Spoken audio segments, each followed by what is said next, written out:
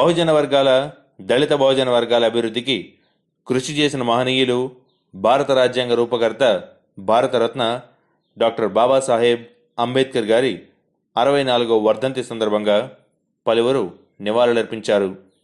ఘన నివాళులర్పించిన వారిలో P Shankar Goud, IGA president of India, పావనం చంద్రశేఖర్, అప్పటిస్వామి ఎస్ఐ గారు, భరత్ కుమార్ లెక్చరర్, బాలరాజు టీచర్, ఎం కృష్ణయ్య టీచర్ గారు, రామదాస్ గారు ఘనంగా నివాళులర్పించారు.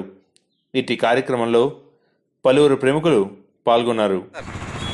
డాక్టర్ బిఆర్ అంబేద్కర్ గారి వర్ధంతి సందర్భంగా ఈరోజు మనం అందరం కూడా భారత రాజ్యాంగాన్ని గుర్తు చేసుకోవాల్సిన అవసరం ఉంది. డాక్టర్ బిఆర్ అంబేద్కర్ రచించినటువంటి రాజ్యాంగం ఈరోజు లిఖిత రాజ్యాంగం ప్రపంచంలోనే గొప్ప రాజ్యాంగాన్ని అందించినటువంటి డాక్టర్ బిఆర్ అంబేద్కర్ యొక్క ఆశయాలను మనం ఆరాధించడమే కాదు, ఆచరించాల్సిన అవసరం ఉంది.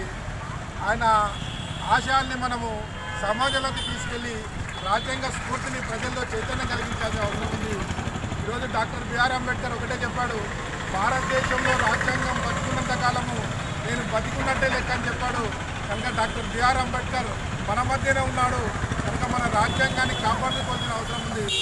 ఈరోజు రాజకీయ పార్టీలు కానీ సామాజికవేత్తలు కానీ రాజ్యాంగం యొక్క హక్కుల్ని కాపాడాల్సిన అవసరం ఉంది.